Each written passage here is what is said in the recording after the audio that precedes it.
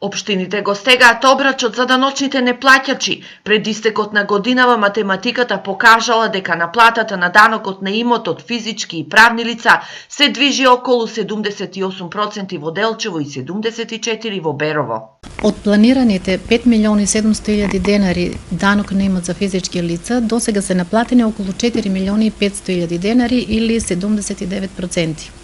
Додека пак од планираните 3,5 милиони денари данок на имот за правни и физички лица, досега се наплатени 2.700.000 денари или 77%, и овие бројки укажуваат на намалена наплата на данокот на имот за овој период од годината. Кој за 2017 година изнесува за данок на имот од физички лица 2.895.000 денари, односно за правни лица 729.000 денари.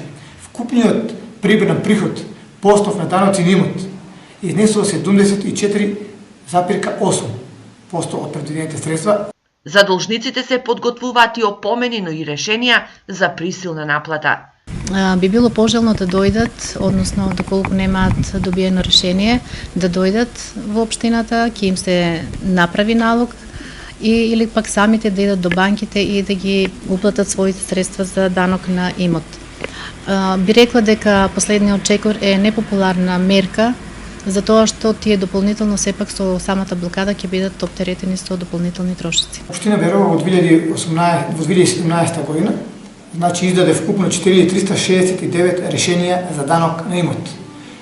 Исто така издаде 2110 опомени за неплатен данок на имот за даночните обврзници кои не го измирија својот даночен долг до 31.12.2016 година, и секако се доставени 137 решенија за присилна наплата. Граѓаните во соседна македонска Каменица се најдисциплинирани во плаќањето на даноците.